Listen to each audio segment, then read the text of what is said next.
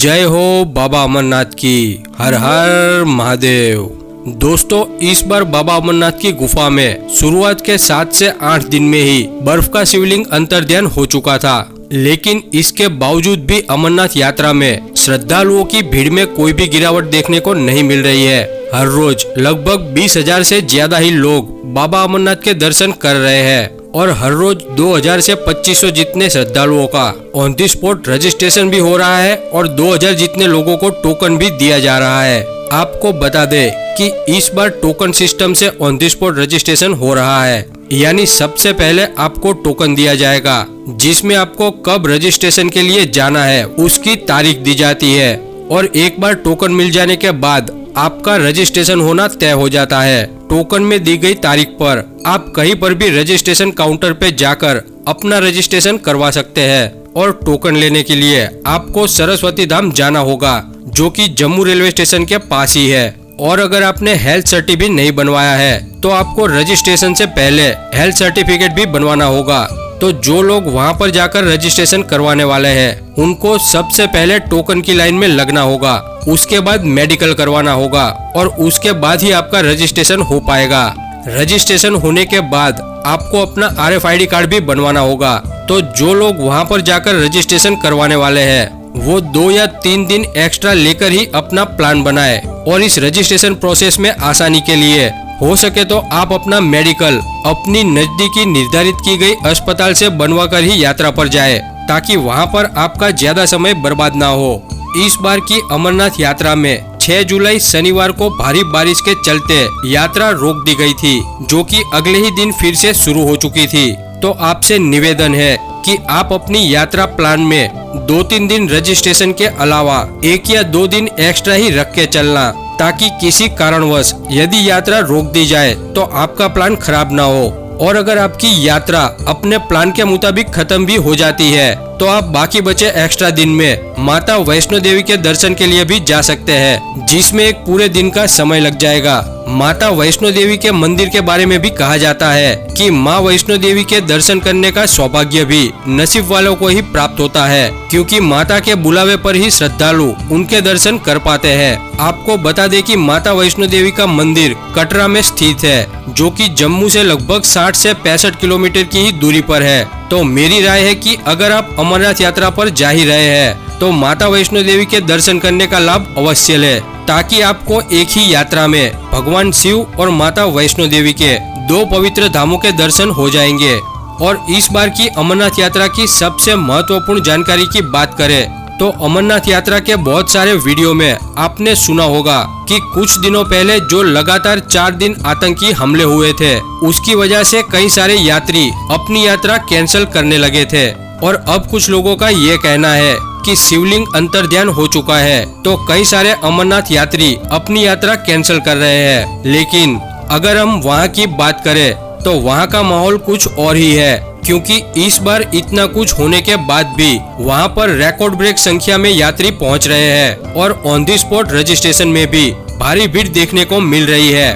और बताया जा रहा है कि एक ही दिन में 15 से 20,000 यात्रियों का जत्था दर्शन के लिए रवाना किया जा रहा है, जबकि हर बार एक दिन में लगभग 8 से 10,000 यात्रियों को ही जाने दिया जाता था। लेकिन इस बार तो बीच में एक दिन 25,000 यात्रियों के जत्थे को भी रवाना किया गया था। इसकी वजह है कि हर साल के मुकाबले इस बार अमरनाथ यात्रा के रास्तों को काफी चौड़ा कर दिया गया है, जिससे कि ज्यादा यात्री आराम से अपनी यात्रा पूरी कर पा रहे हैं। तो आपको बता दे कि किसी भी उल्टी सीधी बातों को सुने बिना अपनी यात्रा कैंसिल ना करे और बाबा अमरनाथ के दर्शन हेतु अवश्य जाए। कई लोगों का ये मानना है कि जब वहाँ पर इस बार बर्फ के शिवलिंग के दर्शन नहीं होंगे तो यात्रा करने का क्या मतलब है। तो आपको बता दे कि अमरनाथ की पूरी यात्रा ही शिव के दर्शन के बराबर है, क्योंकि शिव जी पहलगाम से पैदल ही अमरनाथ की गुफा तक गए थे और गुफा में माँ पार्वती को अमर कथा सुनाई थी। तो अमरनाथ गुफा के दर्शन ही शिव और पार्वती के दर्शन है। ये बात भी सही है कि वहाँ पर लोग बर्फ के शिवलिंग के दर्शन करने की इच्छा रखते हैं, लेकिन आपको बता दे कि पिछले कुछ सालों से शिवलिंग का आकार पहले से ही कम होता है और बढ़ती गर्मी की वजह से वो जल्दी ही पिघल जाता है। और इस बार की भयंकर गर्मी की वजह से बाबा अमरनाथ में बनने वाला बर्फ का शिवलिंग शुरुआत के 7 से 8 दिन में ही अंतर्ध्यान हो चुका था। लेकिन शिवलिंग के अंतर्ध्यान होने का मतलब ये तो नहीं कि अमरनाथ की गुफा का कोई महत्व ही नहीं। तो आपको बता दें कि अमरनाथ गुफा हमारे सनातन धर्म में वो पवित्र स्थान है जहां पहुंचने पर ही सच्चे भक्त को शिव की अनुभूति का एहसास होने लगता है। और इसके अलावा पहलगाम से गुफा तक के रास्ते का हर पड़ाव शिव की अनुभूति कराता है। तो बर्फ के शिवलिंग की चिंता किए बिना अपनी अमरनाथ यात्रा अवश्य पूरी करें, क्योंकि जहां पर भी जो कुछ भी हो रहा है वो शिव की मर्जी से ही हो रहा है। तो उनकी मर्जी में ही अपनी आस्था बनाए रखें, क्योंकि ये भी हो सकता है कि यही आपकी आस्था की परीक्षा हो। इस बार की यात्रा 29 जून से 19 अगस्त तक चलेगी। तो शुरुआत में ही शिवलिंग के अंतर्ध्यान होने का मतलब ये तो नहीं ना कि इसके बाद जाने वाले श्रद्धालुओं के भाव को शिव जी नहीं देखेंगे। आपको तो पता ही है कि शिव जी बहुत ही भोले हैं, इसीलिए तो उनको भोलेनाथ भी कहा जाता है। तो हमारे भोले बाबा अपने भक्तों की पुकार ना सुने, ऐसा हो ही नहीं सकता। क्योंकि अमरनाथ यात्रा के बारे में कहा जाता है कि वहाँ पर आप खुद की मर्जी से नहीं बल्कि शिव की मर्जी से ही जा पाते हैं और नसीब वालों को ही अमरनाथ यात्रा करने का मौका मिलता है। और अगर आपको शिव के दर्शन होने ही है तो यात्रा में किसी भी जगह पर किसी भी रूप में आपको उनके दर्शन हो ही जाएंगे। फिर चाहे यात्रा मार्ग पर ही हो जाए, अमरनाथ की गुफा में किसी भी पत्थर पर भी हो जाए, या फिर शायद आपको वहाँ पर खुद शिव पार्वती रूपी सफेद कबूतरों के जोड़े के भी दर्शन हो सकते हैं। और अगर दर्शन नहीं ही होने वाले तो फिर चाहे आप कुछ भी कर लो, कहीं पर भी जाओ, वो नहीं होने हैं तो नहीं होंगे। लेकिन एक बात जरूर याद रखें कि बाबा अमरनाथ की यात्रा हर किसी के नसीब में नहीं होती। अगर आप सच्चे मन से गए हो तो केवल वहां पहुंचकर ही आपको शिव की अनुभूति का एहसास जरूर होगा। इसीलिए मैं बार बार कह रहा हूं कि अगर आप यात्रा में जाने की तैयारी कर चुके हो तो यात्रा पर जरूर जाओ। मैं आपकी यात्रा मंगलमय होने की प्रार्थना करता हूं। दोस्तों, नेक्स्ट वीडियो में इस साल की माता वैष्णो देवी यात्रा की संपूर्ण जानकारी मैं देने वाला हूं, तो उस वीडियो को जरूर देखना।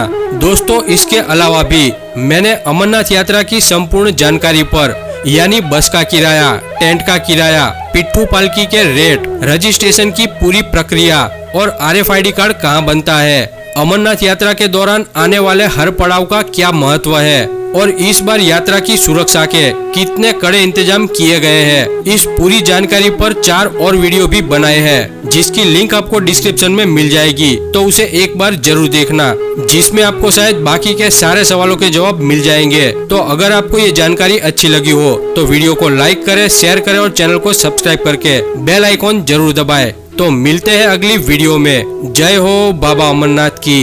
हर हर महादेव।